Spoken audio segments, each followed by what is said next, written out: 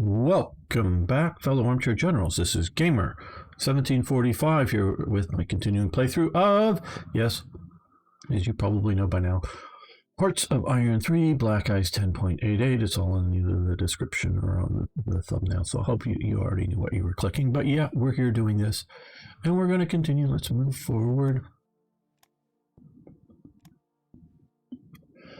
I do like the build-up phase to the war.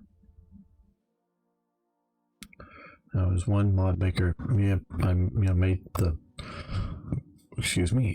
He made his event mod because the early phase is boring, and yeah, it can be boring if there wasn't the events, most assuredly. But I do sort of like this getting ready. You give them fuel, sure. Happy, I like to play this, but I really, really hate. Yeah, I hate playing 1936, and I especially hate playing January 1936. I hate it with a passion. Now, it's been a few weeks since I had to sort of catch up on this game. It's just, as a modder, so many times I've started the game, made some major changes, started the game to need to see if I play it, we'll play for a while, play through the first month or two. And especially with Black Ice, you have all those starting decisions. And some of them are, of course, added by other mods. Very few, added them by TRE, because I don't really want to add to your troubles there. I'm not talking events, I'm talking all those decisions. That's all fine if you're just starting that and playing it once and then playing, all the way through the war. Just sort of you get through it and you go on.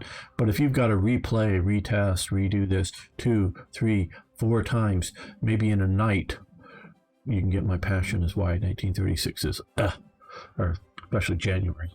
Okay, 4-engine airframe research is advanced. I believe that will be grayed out. Yep. And gun position twin engine airplanes has advanced, and I'm guessing that is under armament. Okay. I'm looking for other 1937 technologies dealing with air. I don't think we're going to find much. 37 heavy bomber prototype. Oh, what are we? Oh, these are so hard to read. Oh, maybe heavy bombs. So C-50K bomb. Aerial mines. Okay, well, we got 1,000K bombs, so that isn't it. Okay.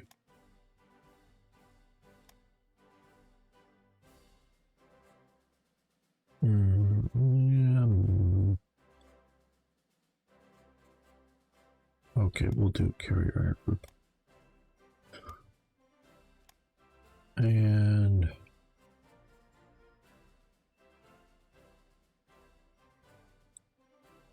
new medium bomber, I guess.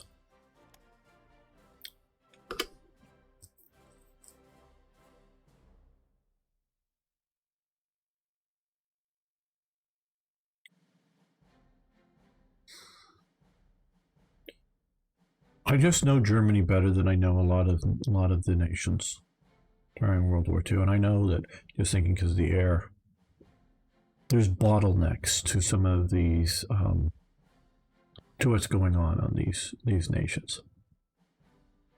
And the biggest bottleneck that I understand from watching Wings of the Luftwaffe and other documentaries like that, the biggest or the critical bottleneck for the Luftwaffe, or for aircraft production, I should say. Well, for the Luftwaffe is aircraft production, and the biggest bottleneck for aircraft production is engines. Engines, not airframes, engines. Okay, close air support, advance.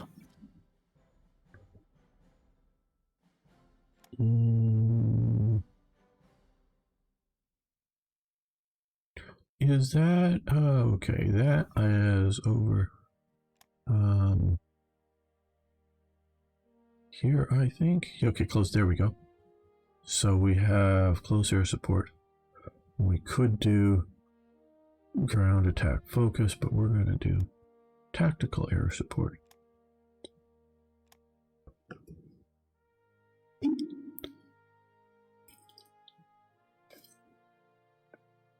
I know we're playing Germany, and I mostly, with Hearts of Iron 3, really most exclusively play majors, even for the other series. If this German series goes through and is reasonably successful, my next planned series, as opposed to restarting it at some point and continue, doing a new start on it, is to play either the U.S. or the Soviet Union. But I don't play the minors much, and I just wonder if any of you who are with this to find that maybe you just do one of these because you don't have the leadership to do both. I just wonder how important of breaking all that out. So yeah, so aircraft engine production was their main limitation. So 4-engine bombers, their biggest problem with them is they don't have enough engines for them. Germany. Armored car design advance. Okay, that looks like it's grayed out. Let's jump over here and do gasoline engines. So that's the major problem for Germany in strategic bombing. Twin-engine airplanes are just too limited to carry a lot of bombs. And so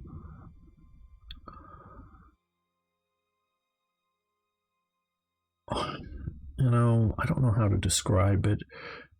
I guess obviously, and I don't want to make light of any of this, obviously the bombing campaign of Britain was not devastating because Britain was more than holding its own even with the bombing. And they to some degree welcomed the strategic bombing of the cities and industry because it gave a respite for the air operations. But it was bad. I'm not trying to diminish it. But Germany's twin-engine bombing program, even with coming in this range, just isn't going to be able to effectively carry enough bombs because the bomb site technology, especially bombing at night, and its misses, that twin-engine bombers just aren't going to be able to carry out a strategic bombing campaign to bring a major nation to its knees using it. Strategic bombing. Not that strategic bombing is ineffective to damage the enemy. That's a different matter. But to really crush them. And we can see even the American, or Allied, but primarily American, the British were doing night bombing, strategic bombing of Germany. Germany was still able to produce things. Now it was getting to the point of being devastating, I would say, especially if your factory production is so much being moved underground. Either hollowing out would be an overstatement. Carving major tunnels through mountains and using what was supposed to be the sort of, what do you call it, underground or subway system in Berlin. The line that was supposed to be going from sort of the main center of the city out to Tempelhof Airport, that you've turned that into a fighter assembly production line. I mean, they didn't make the parts there. They just brought them together there and moved the engine or moved the aircraft along the line and assembled them. And you had, I think it was 6 inches or something on either side of the wing. It was just wide enough to be able to move the fighters down it.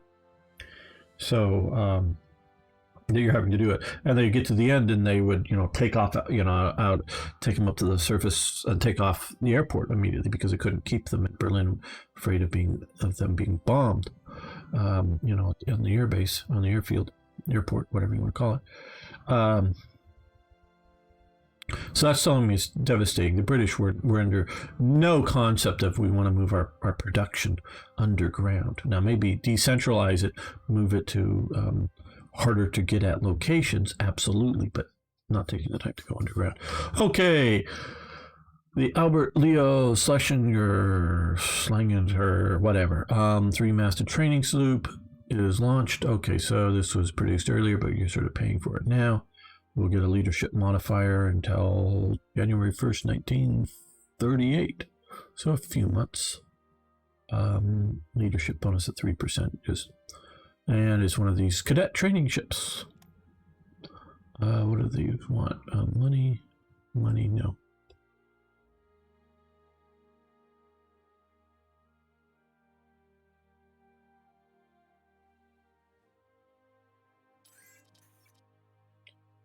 Okay. Undersea boot Schul flotilla, submarine school flotilla. Yes. We can expand this. Expand the school or not. We will expand it.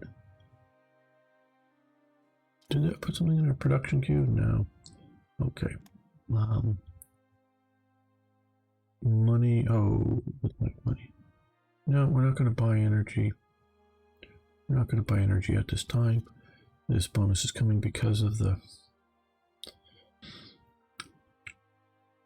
naval training, but we can, you know, theoretically use other stuff there for naval and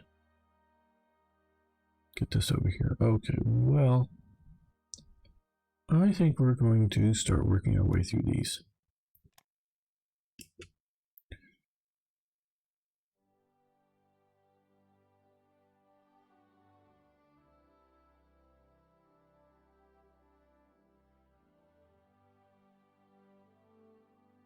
So I'm still thinking on the topic of strategic bombing.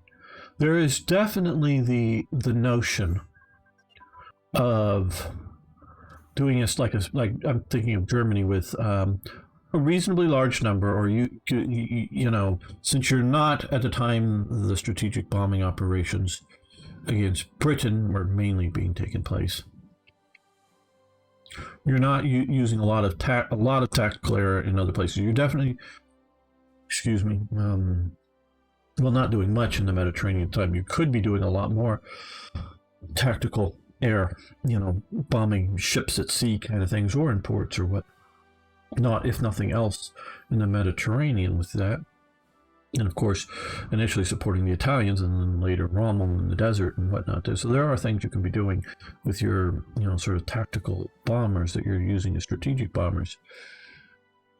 But even if you only occasionally shift your bomber focus around to attack Britain, there is value in the idea that you force blackouts, because if, hey, there's never, you know, any airplanes ever flying at night over anywhere, you know, at least in because they did a lot of blackouts in coastal cities in America, so that ships sitting in ports or coming or going from ports, you couldn't look through a periscope or just be on the surface looking through binoculars and see the silhouette of the ship against the city lights behind it. So they do blackouts.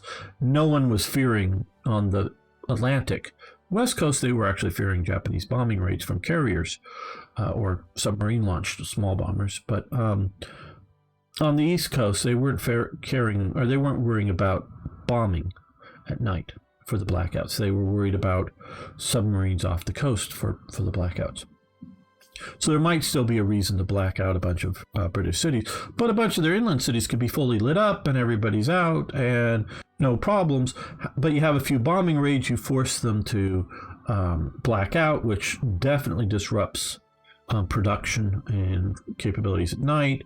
You encourage them, if not force them, to put a lot of anti-aircraft guns around to protect important factories. You know, centralized production is better than dispersed production, but you want to disperse it to, you know, make it less damaging to bombing. You have a bunch of air raid wardens and others doing that type of work in preparation for bomb damage. And so even if most cities aren't actually bombed, just because you bomb a few, sometimes you force your enemy to do a lot of effort for possibly, because if you do this right, minimal output of, you know, some bombers to bomb them. So the idea that Germany should really try to focus now, maybe in a game it's broken enough that they can build enough bombers and everything else they need and run a big 4-engine strategic bombing campaign and crush Britain. But that should not be, because Germany could not have done so. But doing some is not a bad idea. Okay, Mountain HQ advance. That would be this one here. We're going to move that to motorized HQ. Okay, and study for the level 1 mountain is finished, so we'll get this, which basically those things are just set up to fire this down here, we now have, I think that shul was already here. I think we got these two. Mountain HQs. Okay, very good.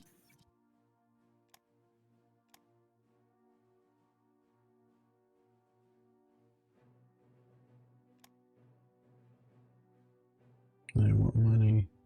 They want money. No, thank you. We might buy some energy at some point here, but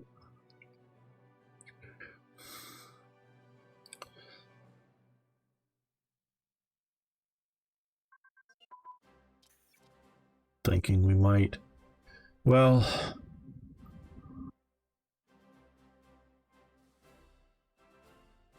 I don't know. Small warship armament has advanced. Very nice. Just thinking about our what's going to be coming.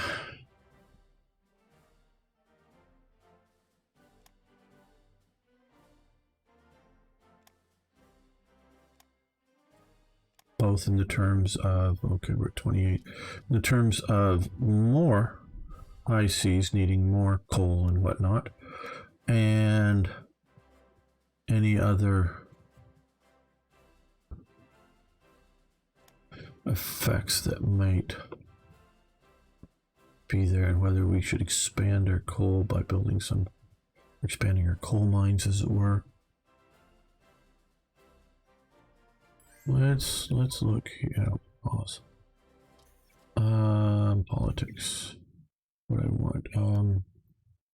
Okay, ICs, because we're currently doing consumer product. Oh no, we're currently doing mix. That's right. Could go down to consumer. We can't go to heavy industry. Okay, so that's just going to more ICs, so that will hurt it more. We are at full mobilization. We could go to war time. I'm just looking to see which would 50% more ICs. Well, we're doing 25, so it'll be 25% more than what we currently have. But I was just looking for that. If we have, if any of those affect.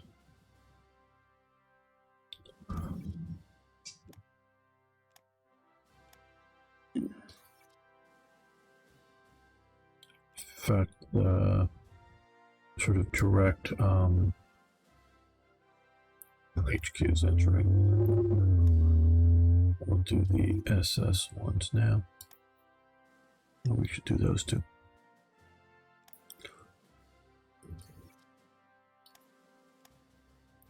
The outcome of, or increase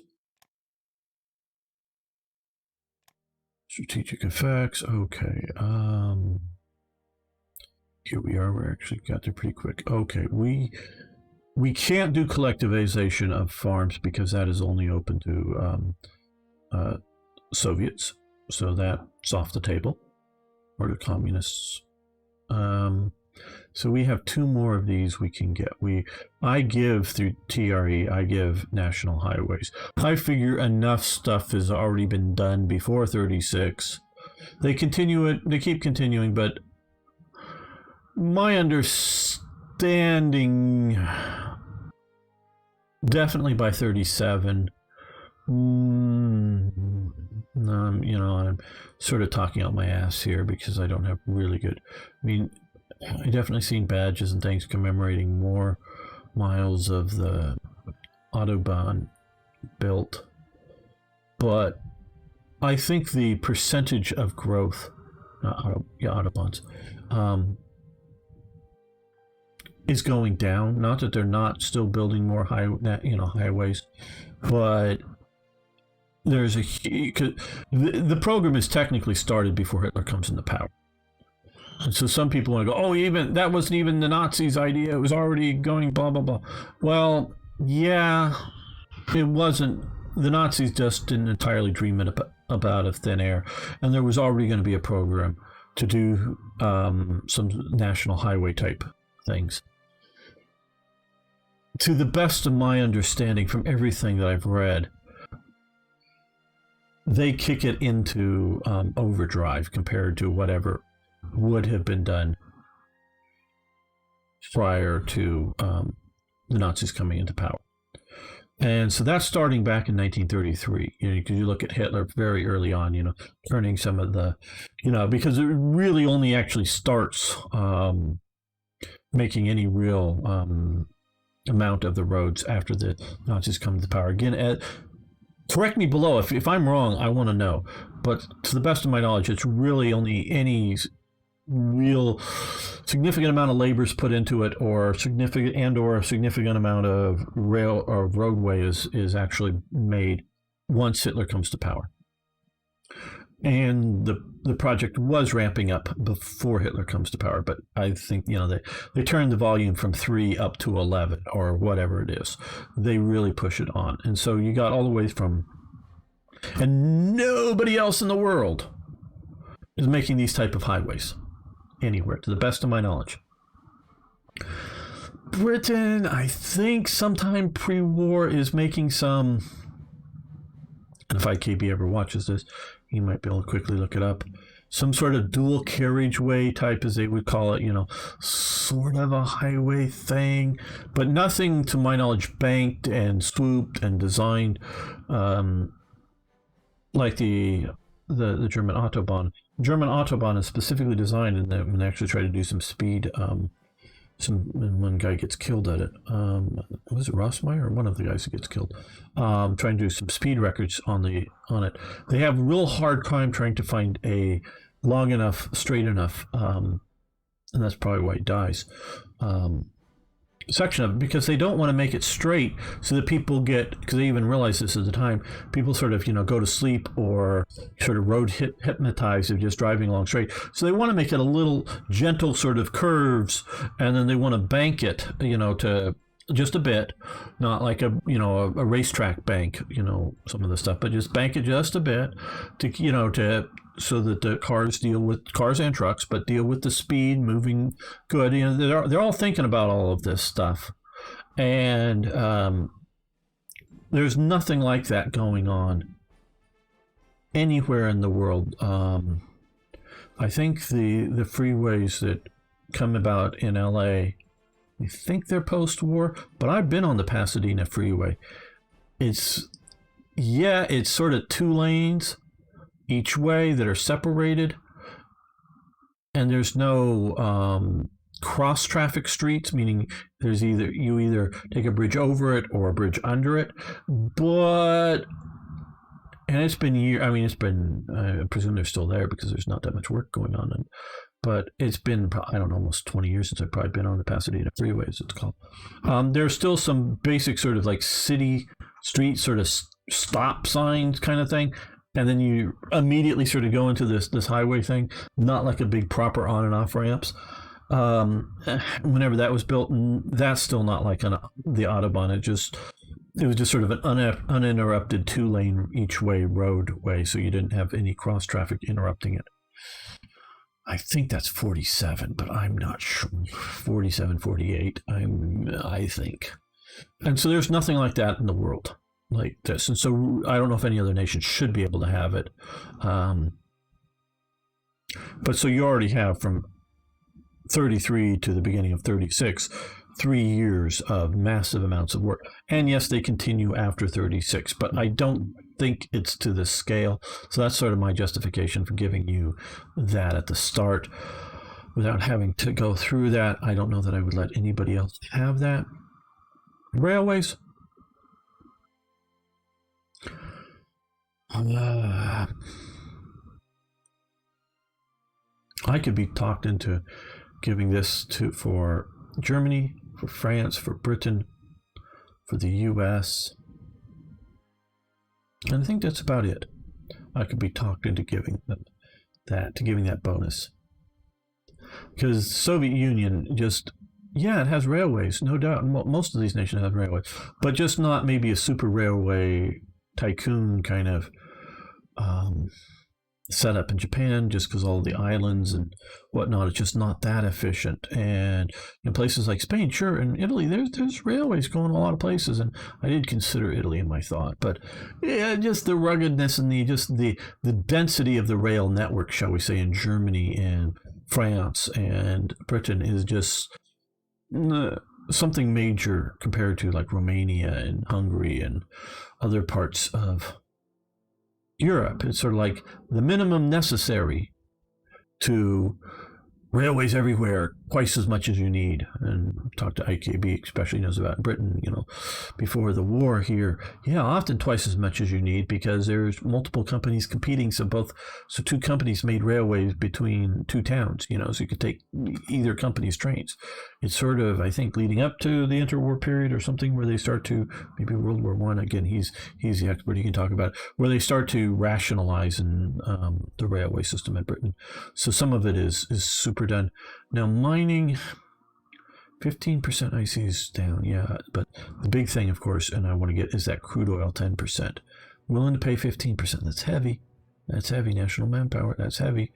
And 10%, yeah, energy. But that's really the big thing, of course, is oil.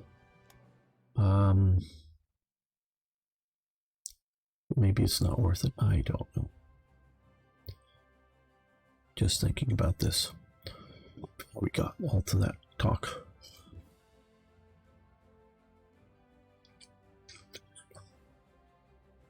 Because right now at 16 down a day, I don't even know the math on how long it would take us to use all that up. But by continuing to expand our industry, we're going to use more and more as time goes on. Okay, Italy's signing of the Anti-Comintern Pact in November 1937 cemented the unity of fascism and Nazi ideologies. The pact emphasizes the ideological union of Germany, Italy, and Japan against the spread of communism. And yes, the unity of fascist and Nazi ideologies, because they are different ideologies. Japan was not fascist.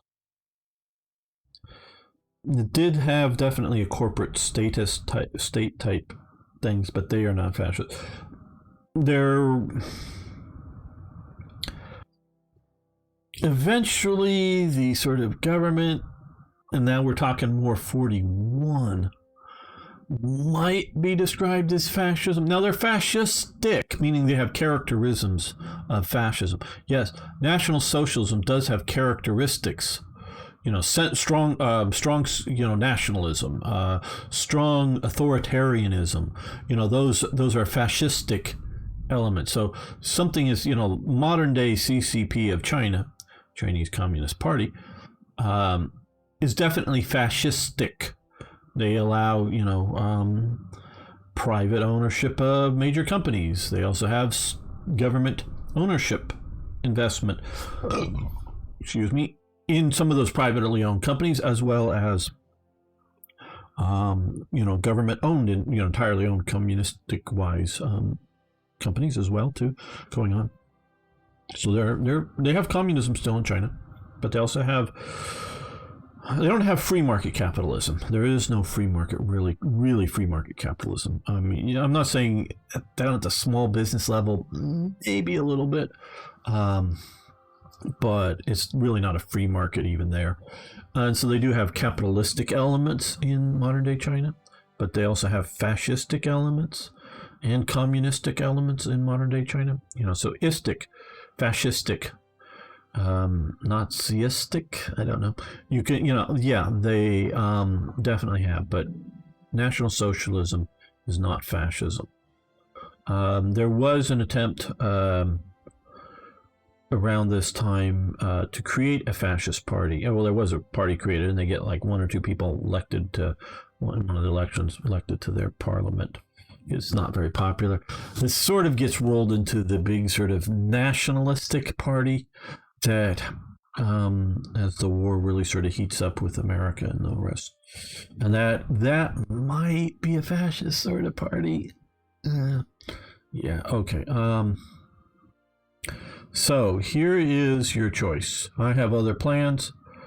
It really sours our relations with Italy. But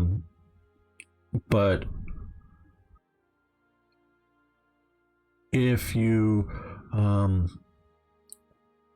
And note, this is obviously you have the Japanese writing below here, but also a Japanese badge, and that the Japanese flag is in the center.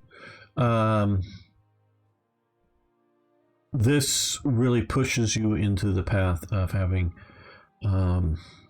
Japan as in the Axis eventually. This isn't. This is not signing the Tripartite Pact later on when they are actually in the Axis for either of them. But that is sort of the path sets out you the path down that pushes both Japan and Italy into the Axis. So if you as Germany have a different, wanting to do world conquest, or just want to like, Japan, do your own thing. I hope it doesn't get, when you attack the U.S., I hope it doesn't mean they get into our war or something. I don't know how well that plays with the rest of the mods. This main black ice. Okay, well, I guess we will do this now.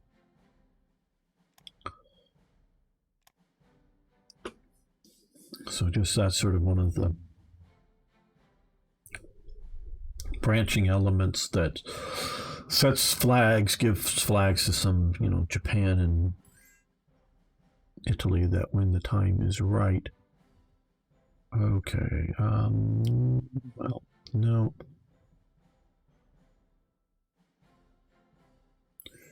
Okay, we'll do with the U.S. because you're a major trading partner. And now we're back to positive, just barely. Okay. We just got a bunch of more factories in, as we can see here. We're now at 45. And remember, we can't go over 480 ICs, and these are... Well, we're going to get 2 pretty quick there. Those will happen in 38, which is fine. We can have, I think it's 6 or 650 in 38, 39. Okay, well, we're going to get, let's see, 2, 4, 6, 8, 10, 11. 11 more ICs. 11 more ICs, and oh boy.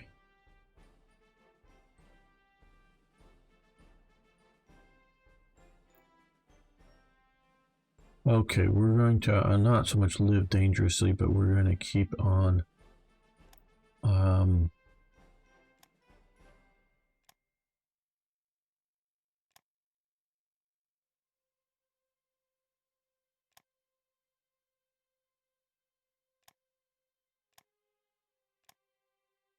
this.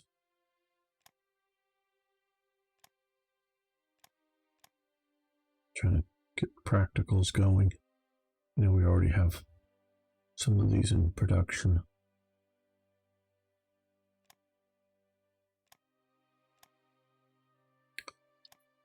Okay, about the same IC, so we'll do flying boats. And then we're going to move all of these 2 down to here.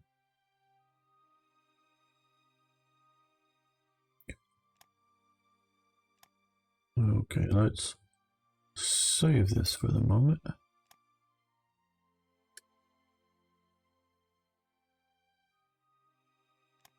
Good. And that's just the sort of fluctuating. That's down a little bit.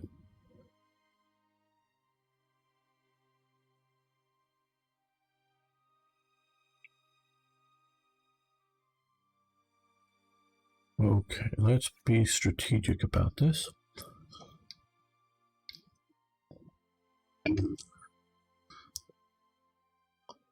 USA currently has so we could sell supplies to the USA. Soviet Union we can't because they don't have enough income, so we're going to see about buying. Okay, we were getting 11 more, but I figured those maybe doubled or max double 22, which 22 and 45 doesn't quite get us over that. You know, it gets us to 65 or 67 or something. If it's just, I'm not exactly sure. Don't ask me to help you with your math homework. Uh, but we see the base. Okay, yeah, it's not quite double because it would be what 560 ICs if we were double the base ICs right now. Is 400 plus 160, 560. So it's not going to quite double the 11 coming in. Though I don't know if any of the major building manufacturing plants, that's 5%. That'll get at the end of the year, but that'll come about. Yeah, I don't know that we're going to lose. We're going to go over. I don't think we will.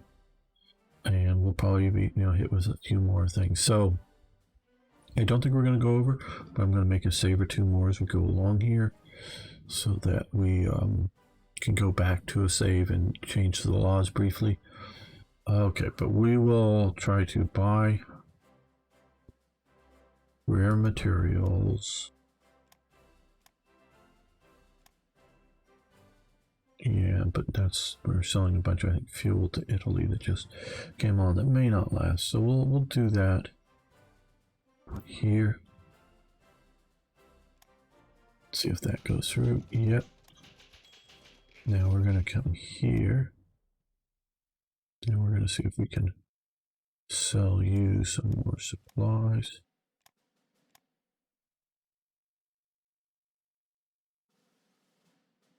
Yeah, that's good. I accepted that. Okay.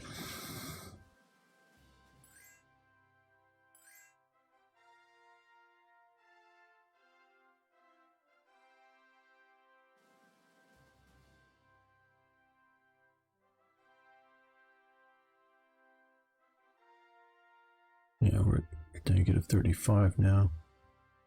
Even with, I thought we accepted a bunch from the US. Are they not delivering?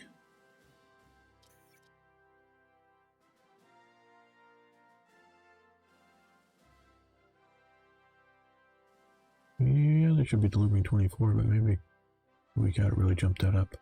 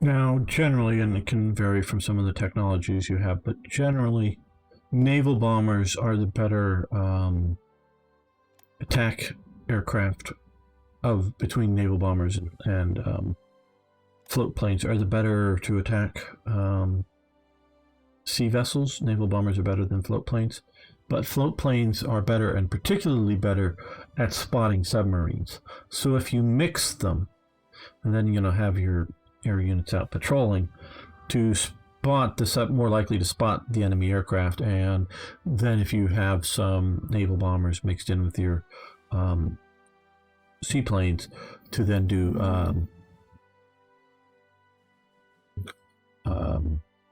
to do better spotting, better attacks. Okay, Japanese invasion of China violates the Anti-Comintern Pact and will destroy the political stability of China. I don't know exactly how that. They weren't members.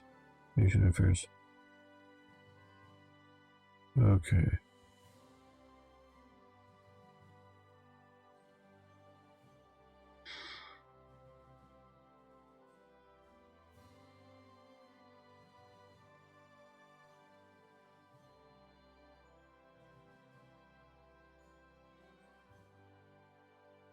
Well, I don't know how to... Let's come over here and look. Ooh, wow. Japan is not doing very well at the moment.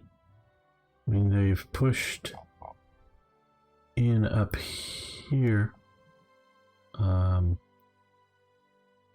they've pushed into Beijing, Beiping, Peking.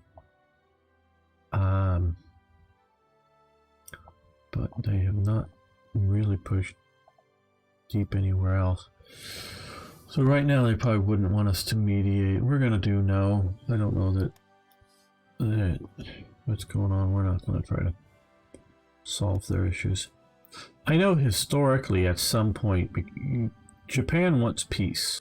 They don't want to give up though any territory they've, or no, let me revise that. They may be willing to give up large, depending on the particular date and conditions, willing to give up large chunks of the territory they occupied, but they also want to keep big chunks of what they occupied, meaning they weren't willing to just withdraw from what they had taken entirely.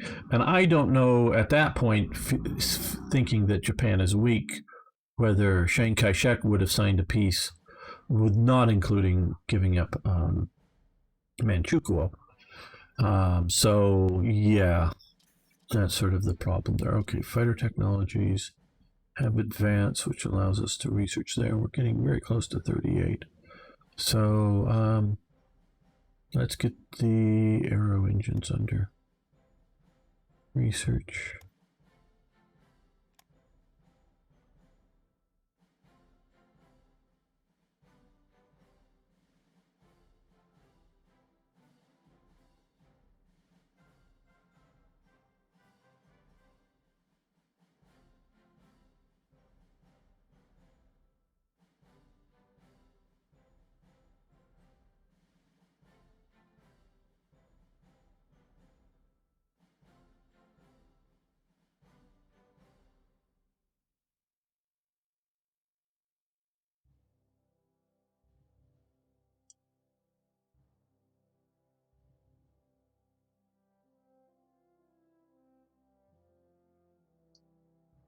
Okay, well, I think we're going to save the game and end the episode here. I want to thank you all so much for watching. I really do appreciate those who make it this far into the videos. Just do me a favor, if you haven't already, hit that like button. Make a comment below. Making comments, it helps me, it helps the algorithm, it helps all that kind of stuff. So doing that, I'm just going to wait this little clock out, because it's just going to take a while for saving for some reason. Maybe my hard drive went to sleep, even though I tell it not to ever go to sleep. So I definitely sort of heard something spool up a bit. There we go. Yeah, just wait that out. And so, yeah, thanks so much for getting this far. See you next time for more Hearts of Iron.